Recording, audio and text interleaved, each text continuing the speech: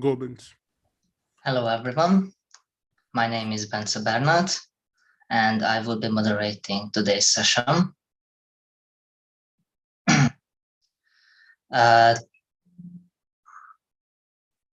Thank you to every one of you who are always being here with us today.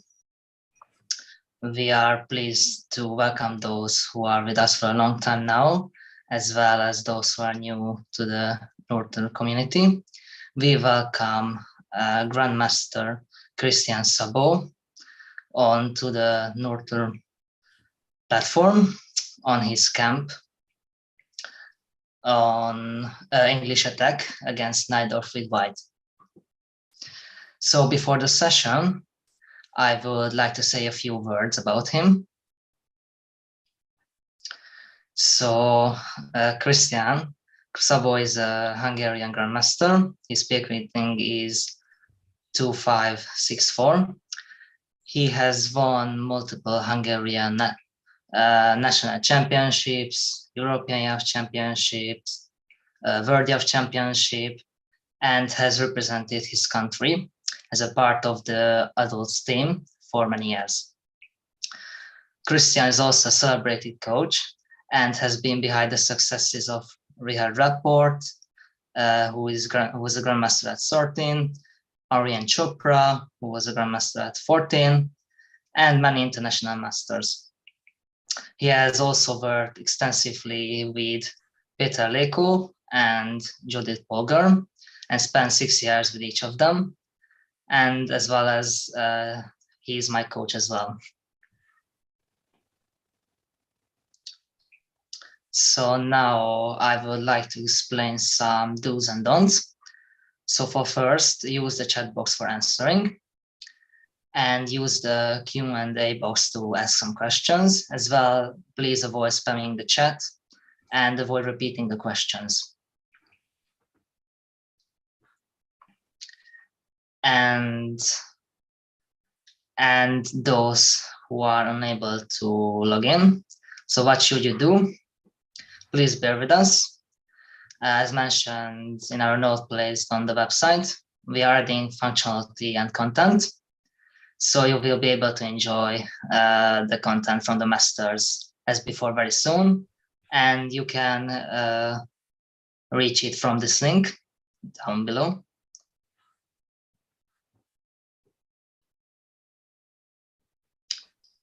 Yes, and next a free camp. The topic will be playing with the Bishop Perm, with the mentor Grandmaster Boris Ovruk. Here's the link for more information and also the coupon code, which you can use. And thank you. Now I welcome Krisztian. And how are you? Thank you so much. I also welcome everybody. I'm very happy to be here. This is my first lesson for the nerd. So I would be very happy to be here. And as Bence, the moderator, said, our today's topic will be the English attack against the Najdorf. What is the English attack? I share my screen and you will see in the board immediately. So if we are white and play e4, the Najdorf is one of the most powerful weapon against the in the Sicilian. This one of the most popular, whom many strong grandmaster played from the really past and even nowadays also. And against it, the English attack is when white plays with bishop e3, f3, and the plan is queen d2, g4. Let me show with arrows also, and long castle. So it's just a very sharp play and a very ambitious weapon also. The move orders are, it can come from some move order. Nowadays, f3 is also popular to start with this, because the point is that in the last maybe 10 years, knight g4 became really popular, and it's a good weapon against the bishop e3. So that's why with f3 we can simply avoid that. Okay, however, this allows an extra possibility with queen b6, but maybe even a little bit less problem than the knight g4. But okay, it doesn't matter now because our basic position is starting from here. Black is playing on the queen side, tries to create some attack quickly against the white long castle, while white is playing on the king side, and f3 is also multiple move. First of all, avoid the knight g4 stuffs, and helps for g4 to create a strong attack there. b5, this is the most powerful system. Knight c6 and bishop e7 is also a possibility, but this is even better to come quickly on the queen side. Yeah, that's why I usually say that for beginners, the grandmaster doesn't really recommend to play with black, the Najdorf, for beginners, because if you see that it's a little bit opposite than the principles. Why? Because black almost doesn't develop with his pieces. Yes, almost all of his pieces on the background, on the back rank, and he just moved with the pawns d6, e6, a6, b5. Okay, however, the Najdorf is a very powerful one, so black has time for it. But yeah, if you just want to say principally, this is a tricky one, and it's not really understandable at first why this is a good stuff. And okay, now we have also some different move order how to continue the game. Let me show the most basic one, queen d2. First of all, I will show a very famous game from the past between Garry Kasparov and Van Veli from Vacancy 2000. This is one of the most beautiful game, and this is also showing the plans for against a normal play. If black doesn't do any quick special one, just development normally. Knight bd7. So first of all, he's coming with this play. g4, this is the accurate move order, and many times black likes to stop it with h6. What can we say about h6? h6 is stopping a little bit the g5. On the other hand, black cannot castle already, because if he goes short castle, maybe bishop e7 short castle, after h4 g5, black will get a very strong attack. Yeah, so h4 g5, because on h6 he has a clear weakness. Without that, the short castle wouldn't be any problem for black. Okay, but g5 is much faster, and he has a strong attack after that. Okay, white also continues his play. Long castle, bishop b7. Nowadays, b4 is even a more modern one. We will also see after this some games for that. Bishop b7 is just the classical, the elder variation. And okay, this is actually a logical one. Developing move, prepare for rook c8, and maybe the rook can be useful on the c file.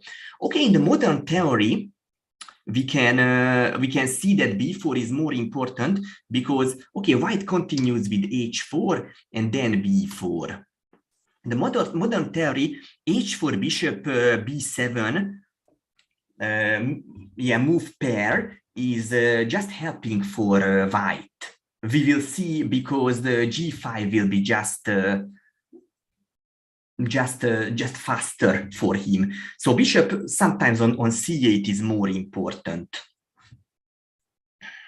Yes, and after b4, knight a4. Usually we go with the knight there. Sometimes we can go to e2 also, by the way, with the knight. but most of the times we go to a4. Why? First of all, we can say this is edge of the board. On the other hand, black usually comes with the queen a5, but then after b3, that knight, okay, I can also play the moves. After white stops well enough the black's attack, black's pressure on the queen side, white king is completely safe there compared to the knight ce2. And sometimes the b6 square can be also important. So for example, if the black knight is going to e5 or something like that, and the d4 knight leaves the center, in a good moment the knight can jump to b6, helps with the bishop. And yeah, that's also a nice possibility here. White's basic idea is playing for b4, playing for g5 in this b4 structure. But let's see how can we play for that. Because the immediate g5, let's say a very normal move like rook c8. If black doesn't do anything, just focus on the queen side's development. The immediate g5 would be early because takes, and we cannot take back with the pawn because the rook is in pin. And okay, bishop takes is not really powerful. We don't take any pressure there because knight is protected. So we should take it with the pawn. But how can we prepare for that to play for g5 normally? Bishop h3, excellent move. This is not the only one, but the most powerful one, because after g5, even bishop takes e6 can be threatening also. The basic idea is g5 followed by g6 and crush him on the e6 square completely. And then the black's position will be yeah, it's just losing. And then with the e8 queen, he's in a big trouble. But okay, there are other options also. So for example, rook g1 is also okay too. The most important is just prepare for g1, g5. But okay, bishop h3 is the most powerful one. Okay, so let's go back to the game's position, and black continue with the game with d5. In the past, they saw that after b4, d5, black is fine because he has a great counterplay in the center. And and it was very understandable because he takes d5, knight takes d5, black is very active. He has pressure on e3 also, and a very active knight on d5. Not so clear how white continued the attack. But that time, Kasparov already knew it, how to play it, and he played the excellent bishop h3 continuation, bishop h3 exclamation mark. Even the e4 pawn is hanging, and it's also not a problem because the g5, g6 would be so strong, he can even ignore the e4 pawn. And okay, black also played a nice continuation. Of course, Vanvel is also a great player, and he was clear with this, and he played g5. This is, at first sight, it is strange, but it's a nice move to stop white's breaking. And if white would take the pawn with h takes g5, h takes bishop takes g5, of course he can win back the pawn very easily with d takes e4, and he didn't allow the g5. So the idea is pretty good. But first of all, let's check a little bit together what would happening if d takes e4. If d takes e4, of course, we can continue with the basic plan, g5, h takes g5, h takes g5, rook is not impinged, yeah, the bishop on h3 is excellent, and we are happy to attack against the black king. Okay, what about if he doesn't open the h file, because after that white gets extra possibilities also. For example, if he plays like something knight d5, And okay, even he doesn't need to sacrifice, because without that, we have also the break with g6. And after this, we can say white completely crushed the black's position. So this is a winning position. So let's go back to the g5. So that's why g5 is not a bad idea. And Kasparov also continued with an excellent move, bishop g2. Yeah, we can say that, okay, in previously he went to h3 with the bishop and then come back. Why didn't he play bishop g2 immediately? Of course, thanks for g5, the position has changed. So as Philidor said, the pawn is the soul of the chess game. So the pawn cannot go back, yeah? So he cannot go back to g7. And every pawn move like g5 involves some weaknesses. Like now, the g5 is hanging again, and moreover, this is pin. So White's basic idea is that he would like to put a pawn to g5. That's why he played this bishop g2. And okay, g takes h4 happened in the game. Actually, this was the real mistake of the game, because after this, White will reach the g5 as well. Still, he should play rook g8 and keep the g5. He go out of the h file and keep the g5 a bit. And the point is that the white pawn cannot go there. Yeah, but of course, mentally it was not easy that time probably to give up even the h file also. And that's why he played this g takes h4. Moreover, probably he hoped that if he comes with rook takes h4, maybe it will be something discovered threat. D takes e4 happened in the game, but it's obviously we have to talk about what about knight takes e4, because knight takes e4 is open the queen's diagonal from d8, and f takes e4, queen takes h4. Now we can say that materially black is better because he is an exchange up. Moreover, he has an extra pawn. On the other hand, his king is in the middle and he is still not so developed.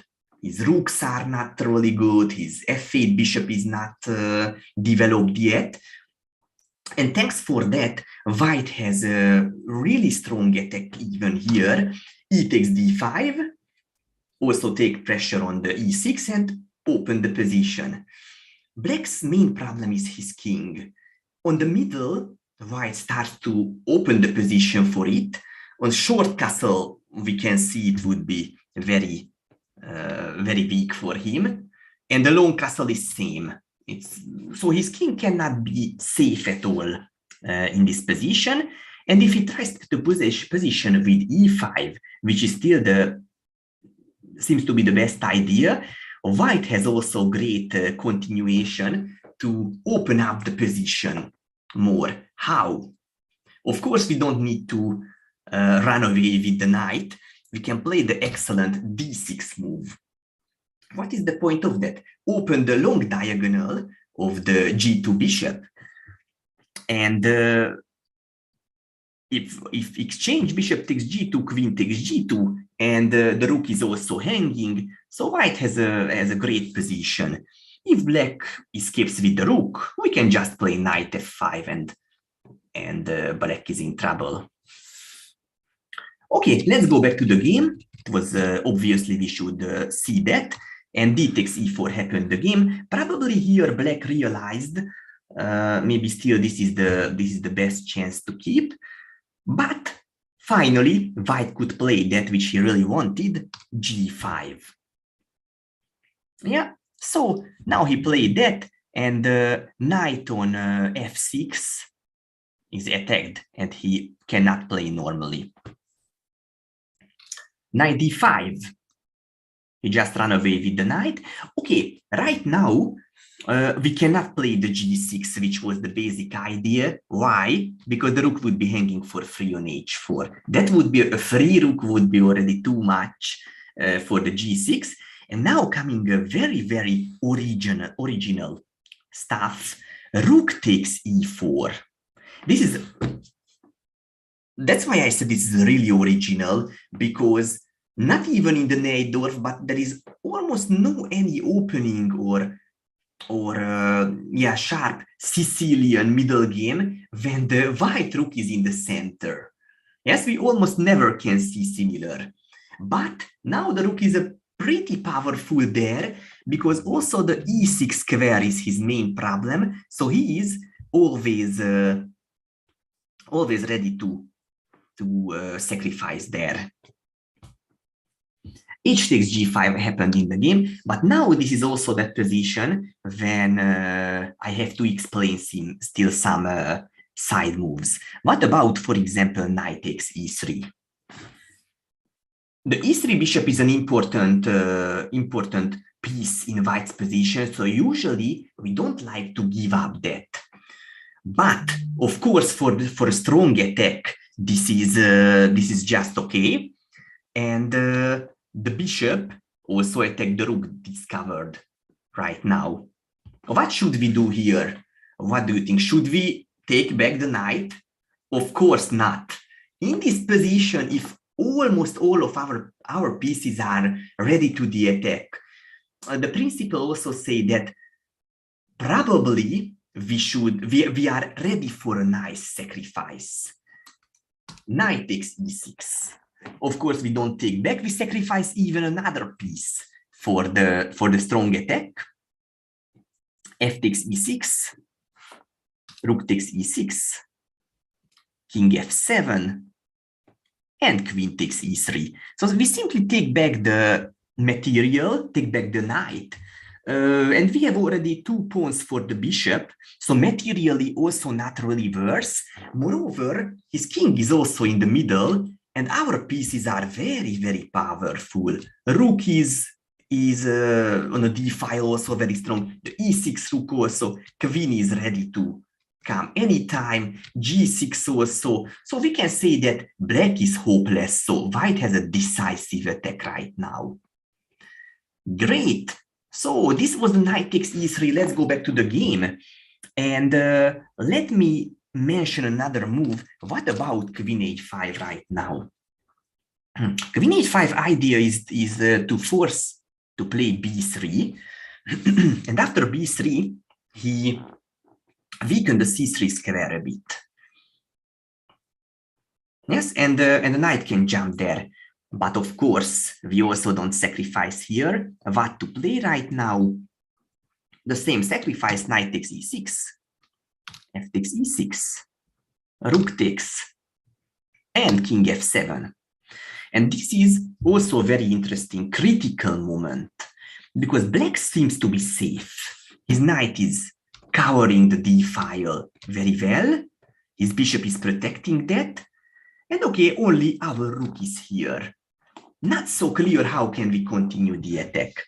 But now we have a very nice silent move. What does it mean, the silent move? No check, no takes, but it has a lots of threats. Bishop h3 is also a possibility, exactly. But let me show the wonderful continuation, queen d3. That's why I wanted to show you in the analysis sideline here, because this move we will see on the game also, and then you will already know this properly. What is the point of queen d3? Threatening with queen g6 checkmate. Silent move. Don't take anything, but and no check, but he has a very, very strong threat. King takes e6, of course he should take the rook. Queen e4 check, knight e5. If king f7, then we have g6 check, king g7, and another very strong silent move, queen e6, ready to play queen f7. and that is checkmate. Now knight e5, and okay, now we have several winnings right now, but the most professional one is bishop d4, and we have several checkmate threats now. Queen f7, bishop takes e5, even queen e5 also. So black is completely hopeless. Okay, let's see what about knight e5, if he just blocks. And now we can come with another piece also to the play. Bishop h3 check, king d6, bishop c5, check again with other bishop. And it is time to finish here because black has to sacrifice his queen. And materially, he will be also much worse here. So this was the queen a5. Let's go back a little bit and see what about h takes g5. This happened in the game. Bishop takes g5. Still, it was no time to sacrifice because even the queen is also on d8 and queen a5. In practically or I can say objectively also, queen takes g5 would be better to play for black because queen g5, bishop h6, as white has a strong attack against the black king, especially the king is in the center, it's weak. To exchange the queens is favor for the defender side. However, now white has a nice knight takes e6. And okay, of course, obviously after f takes e6, rook e6, and the h6 is hanging. And if bishop g5, knight g5, white has a clear pawn up endgame. Because I'm 100% Van Valley also realized this move, but maybe he felt that, okay, in the endgame with the pawn down, it's no any chances at all. And let's play queen a5. And even there is some practical chances maybe with that. But of course, not maybe against Garry Kasparov. And yeah, white also played another excellent continuation. How can we activate another piece? It will be a discovered idea. He played f4. Knight takes e6 would be also working already, but he felt that he doesn't hurry with that, because what is the extra piece which came to the game now? The g2 bishop. Suddenly it becomes also very active. And why is it good? Because if knight takes e6, takes, rook takes, after this nice sacrifice, the bishop will be attacking the knight also. So for example, if he would play queen takes a4, knight takes e6, f takes, rook takes, in the next move, white will continue with bishop takes d5. And he's completely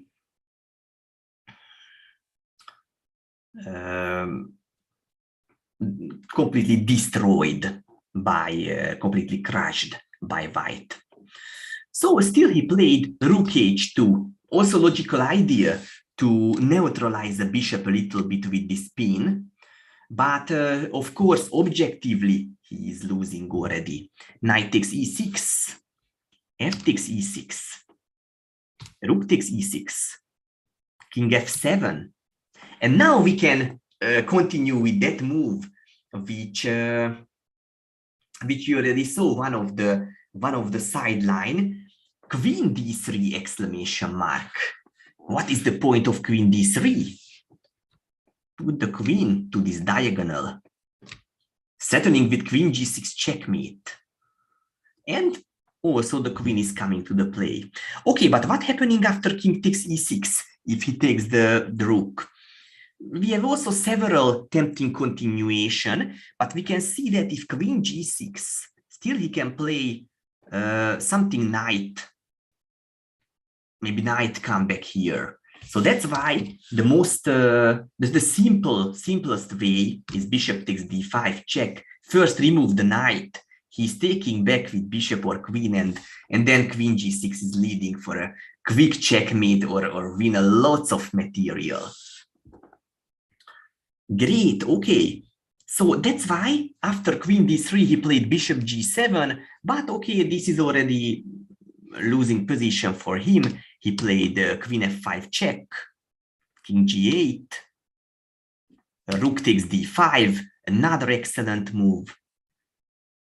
Queen takes a4. Yeah, because if bishop d5, then queen d5, white is simplifying the position for a completely winning endgame, because materially he is also not worse.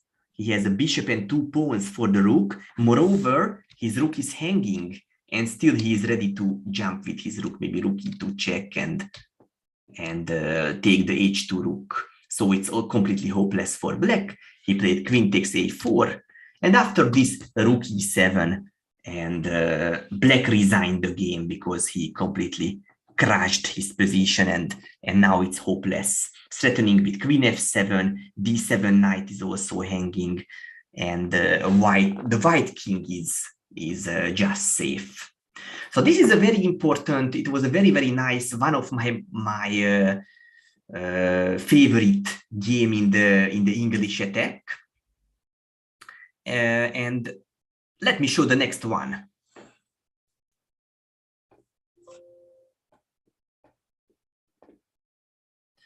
Yeah, the next one will be, yeah, I can see bishop takes b2, queen a3, but then even king b1, and the white king is completely safe. And even we don't need to take back, so king b1 is also a possibility. So this is not a point, fortunately. Okay, the next example will be from one of my game. It was also my favorite, one of my favorite weapon against the Najdorf. And my opponent is an excellent player from Azerbaijan. He's the Grandmaster Guliev Namig. So we reached the same position. This game was in 2008, and that time still f3 wasn't so clear, and that's why I also followed the fashion and continue with the bishop e3 move order. Okay, g4, h6, long castle, and he already played the modern vein with b4, which I mentioned in the previous game. And this is that moment when we go with the knight on e2. The difference is that, okay, knight a4 is also a possibility. But after knight a4, black has an extra possibility with knight e5 and bishop d7, and point out a little bit the problem of the a4 knight, which gives some good counterplay for him. So this is one of the advantage also of that the bishop is on c8 and not on b7. So knight ce2, and now he came with d5. Also similar idea, b4 and then d5, and he hopes he will be very good on the center. But okay, on the other hand, this is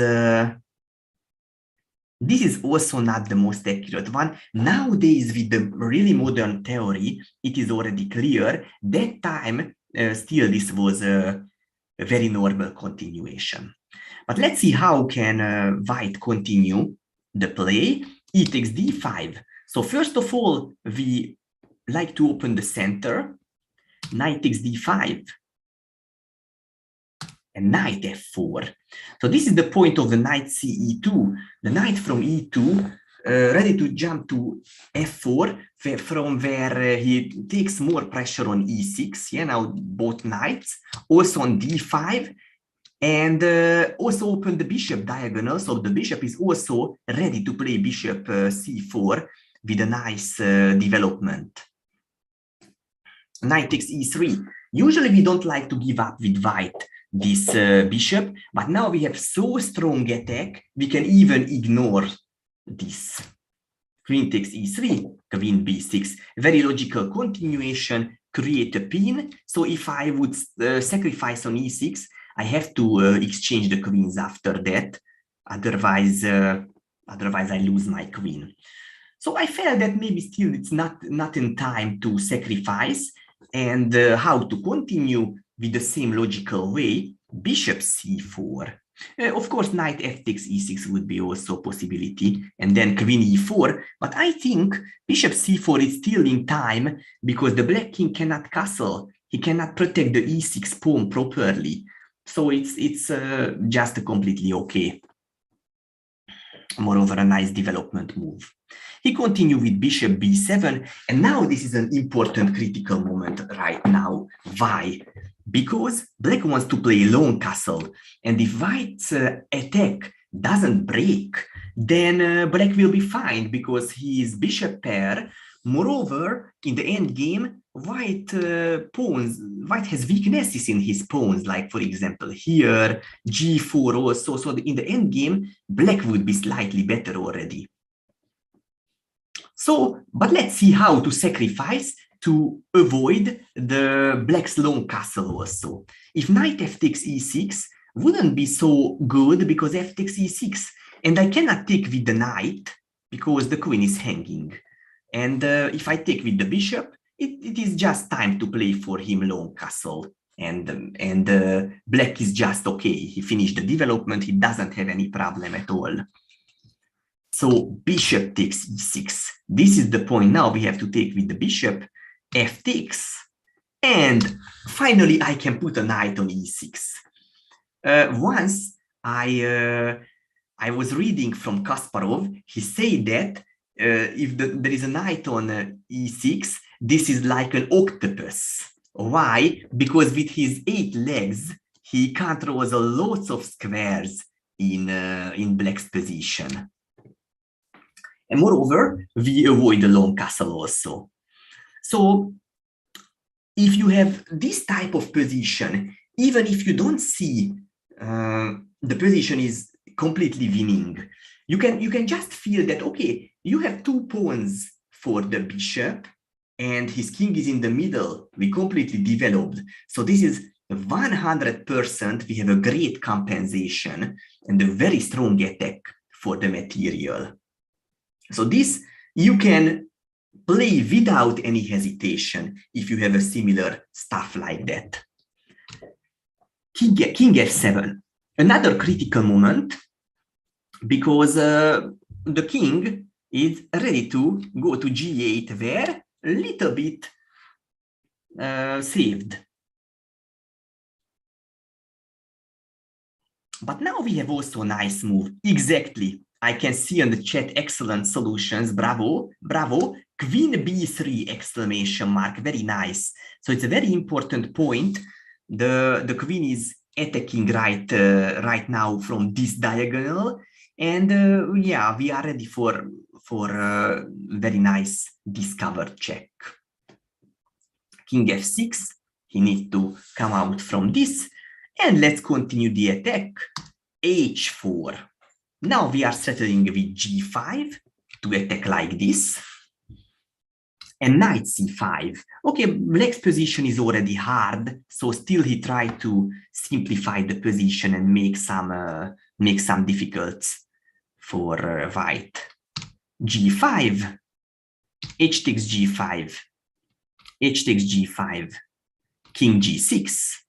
And always we have something continuation. Usually we should see the checks. How can we continue the attack with a check? Because that is a force for the opponent. Knight f4. Yes, now this is the check, which is threatening with several stuffs. King takes g5. And okay, now we have already several continuation. I also played the check with rook h g1. There is also a nice silent move with queen f7. I remember I also saw this in the game. It's excellent and very, very strong. But okay, I was happy for the check, and I felt that okay, I have even less chance to maybe miscalculate something if I give check and I force the opponent to play with his king. Okay, of course, even sacrifice the knight. Now black has 2 bishops up, but somehow we can feel that his position is hopeless. Rook g4 check. King e5. Rook g5. king f6. Of course, he doesn't want to go to this discover check on the d file. Rook f5, king e7. And I remember here I still checked a few moves before, like queen f7, and I'm sure I will have some nice discover check on the d file. But here I realized that, oh, I have a nice continuation, knight c6, so check first, close the d file, and in the next move, queen f7, checkmate. And after this knight c6, my opponent resigned. Yeah, so this was also a great attacking game by White.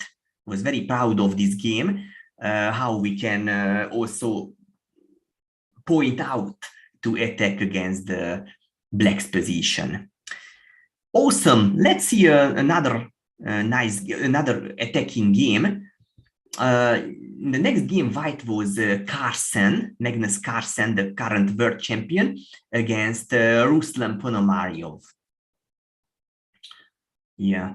Also, this opening b5, queen d2, knight bd7. They played in 2009, so it's 13 years ago. g4, h6, long castle, and knight e5.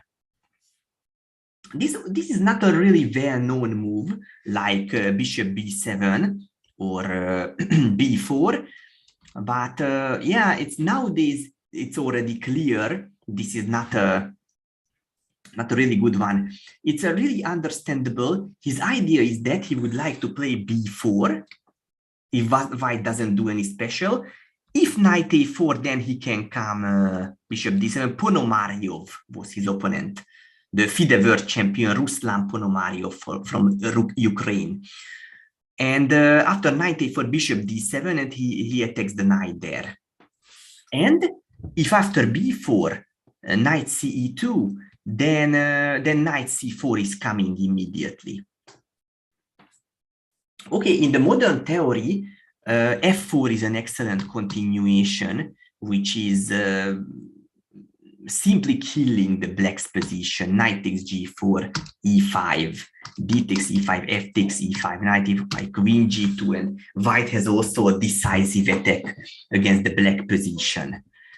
But okay, in this time it was still not so clear, so White played queen e1. Also logical reply, because here was the knight c4 tempo in case of b4 and knight ce2. Queen c7, also another typical move. The queen goes out of the d file. So the queen is useful on the c file, especially on c7. It's very typical.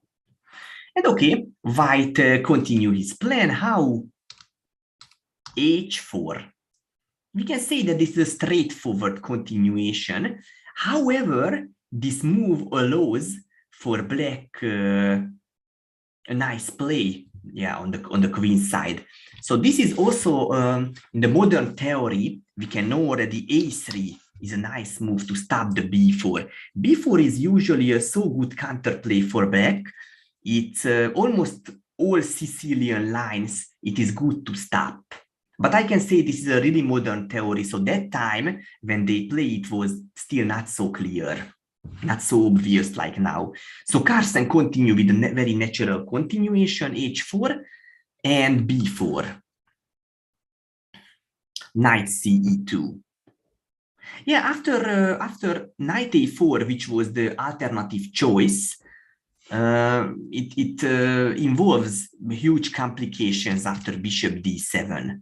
Queen takes b4, rook b8, queen c3, queen b7. So usually people like to avoid this type of counterplays. Moreover, black has pressure on the b file and on the a4 knight also. So that's why usually White doesn't like to go in this type of variations. So he played knight ce2, that's why. And knight c4.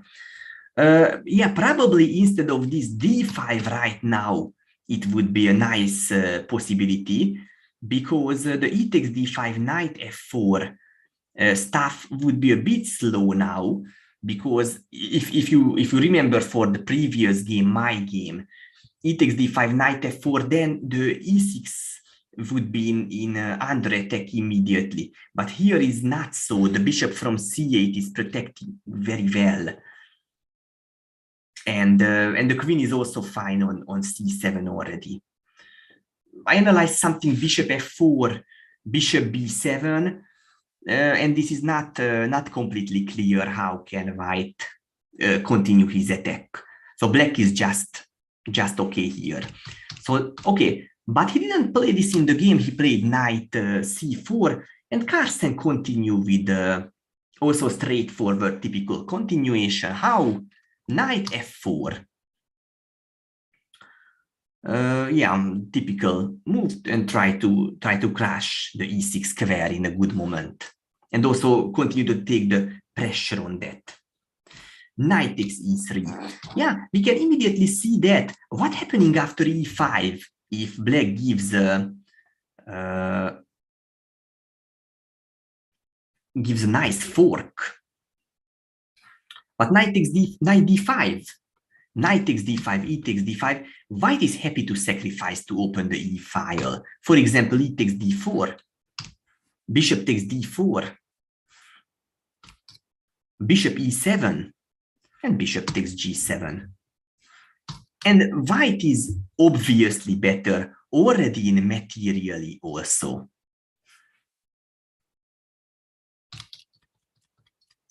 So e5 was not working. He played knight takes e3, queen takes e3, and queen b6. This position is similar, which we saw already. Of course, this is similar like my game, which was 1 year earlier. And after this move, everything works out wonderfully for white. But how to continue? Bishop c4 exclamation mark. Now the bishop enters the game, and the blow, lethal or not, on e6, e6 square becomes almost inevitable. So not possible to simply protect that. Queen c5. Okay, this is another dubious move with the queen, but black's position was already hard. What to play in this type of position? After bishop c4, white also connected his rooks, so he's ready to play g5. So for example, if he would play bishop e7, then we can play g5, followed by g6, and he crashed the position completely. Also, if he would play e5, usually this fork doesn't really work, because bishop takes f7, excellent. King takes f7, queen b3 check. This is the point, by the way.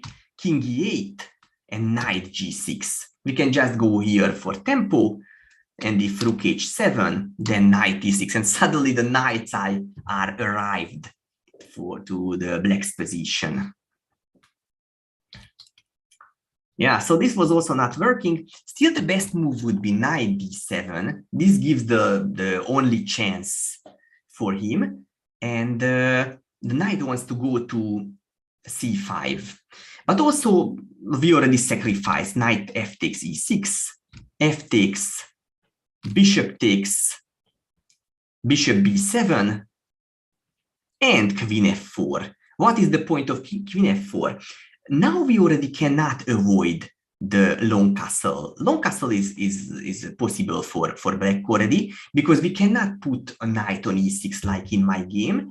But even after long castle, we can play queen f7, and even so, black has managed to castle. He's still under great pressure. The e6 bishop is pinning his knight completely, and also the queen on f7 doesn't allow to the development for the bishop, and that's why the h8 rook cannot come out. That's why the e8 rook also cannot play. So white has a great initiative here also. queen c5. This was which happened in the game. Queen b3. Also similar idea. Yes, so that's why very important if you want to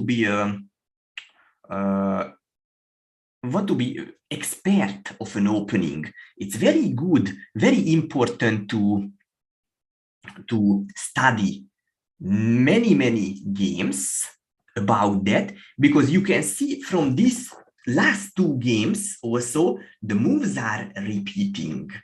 Yes, bishop c4, queen b3, knight f4, sacrificing on e6, play for g5, g6. You could see from all of these games which we saw. And if you have this type of knowledge in your game, you can just decide, you can just calculate which will be the right one. You can just choose because you know that already. d5 happened. This is another error, but his position was bad already.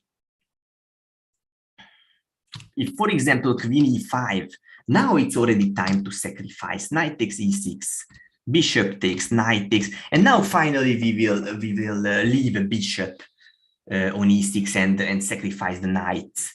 But we have a nice attack. Okay, the position might be not objectively losing for black, but it's very difficult to defend for him, especially in a practical game. Okay, so let's go back to the d5.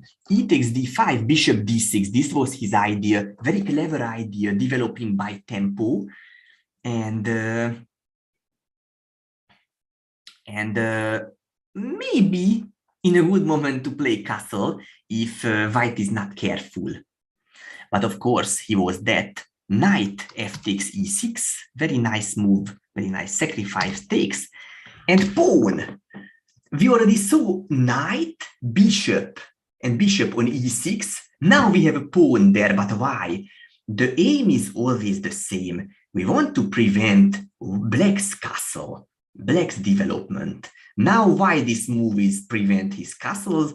Because if he castles, then we play e7, the nice discover check and win the rook. Yeah, here is the strong battery in this diagonal.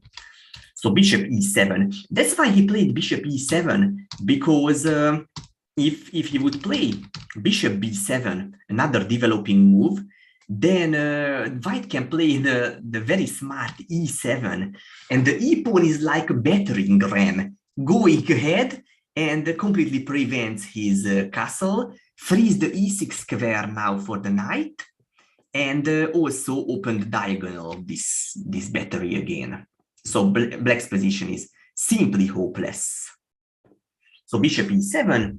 Now white has several winnings. He played queen d3 to prepare for queen g6, but knight f5 or g5 moves are also winning for white. So queen d3, short castle. And okay, now it happened a little inaccuracy with bishop b3, because Carlsen really wanted to keep his bishop. Practically, he also won the game without any difficulties, but if we see objectively, he should play g5. Of course, it wouldn't be so easy to find. That is obvious. He saw this move and knight h5. Yeah, because if takes, then we are happy to sacrifice the pawn, because we open the g file, so it's just an extra attacking possibility against the black king. If knight h5 then takes, and then we can see that we just crush his position. We even sacrifice the c4 bishop, but also his position is hopeless. And finally, we usually get back something materially. Now also like the a8 rook. Okay, so bishop b3 happened in the game, and okay, rook d8 happened, which was also a mistake. Ponomarev wanted to prevent white's main idea, the queen g6 and knight f5, but white has another attacking idea here instead of that. Bishop b7 would still giving some chances, but yeah, queen g6, knight d5, knight f5, and obviously he should give back some material to simplify the position. Otherwise, white completely crushing him. G takes and king h8, and white is materially already better, but now black enjoys good piece play. Bishop will go to f6, and also very important point here is that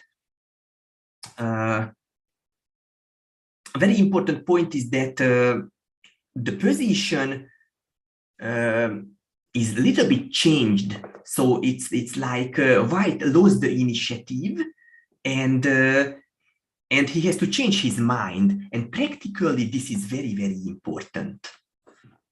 Okay, rook d8 happened, but then g5, knight h7, h takes g5, queen g6 would come, and followed by rook dg1, and it's a decisive attack. Knight h7, g takes h6. White has a winning attack already. Queen h5, queen e4. And this is the most efficient attack. Black pieces are not coordinated, and soon they all will be hanging. Queen h6, king b1. Finally, the king is also fine on b1. Rook a7, knight f5. Okay, the rest is not difficult, but okay, still he played a really smart choice. Rook d7. Rook d8 would be also good. Another smart move. Bishop takes and then e7. Bishop takes d7, e d7, king f8. And still another smart solution in the end, a smart silent move, queen d5. And black resigned because he cannot defend against queen g8 checkmate. So this was also a really nice attacking play by white. And I was very happy to show these games. Of course, still there are many similar, and yeah, it's we are in the last 5 minutes when usually you can give the questions. So yeah, thank you so much for your attention, and Bence, you can continue to say. It's time for question and answer. Could you stop the screen share? Yes, I will, definitely. Thank you. So the first question is from Sania. She has a national tournament starting from tomorrow. Excellent. And any last minute advice you could give her? Yes, try to play well. Of course, it was just a joke. Yeah, if you are before the tournament, I always recommend that make solve many puzzles, because then your brain start to work around like that. No, not important if those are not difficult. Just do many. You can find many on any websites. And also, I think good to play practical games. Even blitz practical games are also not bad. And a little bit repeat your opening repertoire also. These are all very good stuffs. Okay. Yes, the next one is from Jackson. So Jackson is 18 years old and 1300 rated. He wants to know that which part of the game he should focus on more at his level. So a middle game, end game, or the openings. Yes, yeah, I already get many times this question, and this is a very good question. But I can recommend that you have to focus all of that in every level, all of that, because why? Many places, many books you can read that the opening part is not really important in the beginner level. I don't think it is true, because if you don't know the openings, after some time all of your game after the opening will be worse or not comfortable for you. But if you always based your game with a nice opening which is good in your style, like for example this which I show here with nice games, that will be a very good starting, of course, especially if a good coach is helping you in that, in guiding that. With that is now without coach nowadays is not really possible to develop developing well. But of course, as I show from these games, the middle game part is also very important, because from that you can learn many motifs very well, and even if your opponent play a little bit differently, also you can, from the typical moves, you can find the good answers, the good moves in many times. And of course, the end game is also a very important part of the chess. Why? Because from the end game you can learn many motifs which you didn't find from openings and middle games. For example, many type of zugzwangs, prophylactic moves. So many, and of course, if the end game coming, some theoretical end games basic theoretical end games are really important. Yeah, because if you reach that, it's obviously big advantage if you know. Moreover, practical, that's why even the good if you know the end games, because mostly when we reach that in a practical game, then we are usually in time trouble. So no time to think so much like in the middle games and in the opening. Yeah, so that's all which I can say here. Yeah, that was a good explanation, I think. Thank you. Yeah, so the third question is from AI. Wants to improve the calculation. Any advice that you want to give or recommend? Sorry, can you repeat the question? So how to improve calculating in a chess game. How to improve that? That is the question, yes. Right? Yeah, how to improve? Yes. If you practice many, that is the point. Solve many puzzles as much as possible, and the very important is the practicing. How to say it's continuously. So it's not only maybe you do today and next time after 2 weeks or after 1 week, because it's very easy to go out of the practice. So practice almost every day, but as much as possible. Yeah, but always I can just say that many puzzles to solve. Yes. So the fourth one, from Jenny. She says she loves Rapport, and could you share some of your experience of working with him, and as well how much he practices chess on a daily basis? Yes, can you repeat the name, because I couldn't hear. Jenny. Judith? Jenny. Genny.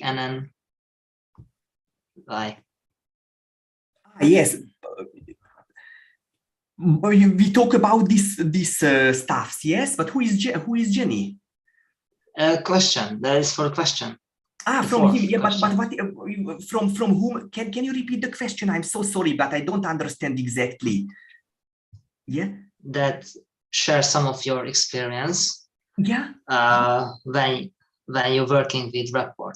Because okay, sorry, yes, Rapport. I didn't hear the name. I'm so sorry. Yeah, I was sure maybe Rapport or something like that. Yeah, thank you so much for the question. Yes, it's of course very good, because he is a great player. And if you follow the live tournaments, he is just now playing on the Grand Prix. He just won his group, so tomorrow he will play against Vashi Lagrave in the tie break. Yeah, he's a great player, so it's very nice to work with him. Very ambitious, very attacking style, but he is also a man, so he has, like everybody has also, of course, weaknesses. So he is also a real player, but of course an excellent guy. Yeah, and she had a second question. So how much he practices on daily basis? Report. How much he practice? Yes, it's yeah. He also trainings a lot, so prepares in the game a lot also. So like in the professional chess player, so every day I think 10, 12 hours. But in his level, it's completely natural. Mm-hmm. Okay, so the last question is from Regan. So Regan asks, what is special about your King's Indian Defense class on on 29th of March? And any sneak peek would be helpful for him.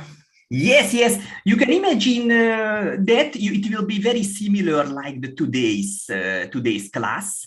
So I will show many games and many motifs from that. And okay, we will see from black point of view, but okay, if you play with white, it's also pretty useful. We will see how to attack if you are even with black, how to attack against the white. So you can imagine it will be also similar. So I show some theoretical stuff, some important games from the beginning until the end. Yes, so thank you for the answers. So thank you, Grandmaster Krisztian. It was an amazing session. And also thank you everyone for being here as an amazing audience. Stay safe and keep learning chess with us here. Thank you very much also for the great host, Bence, and for the nerd also, and also for the who was here with us. So see you next time.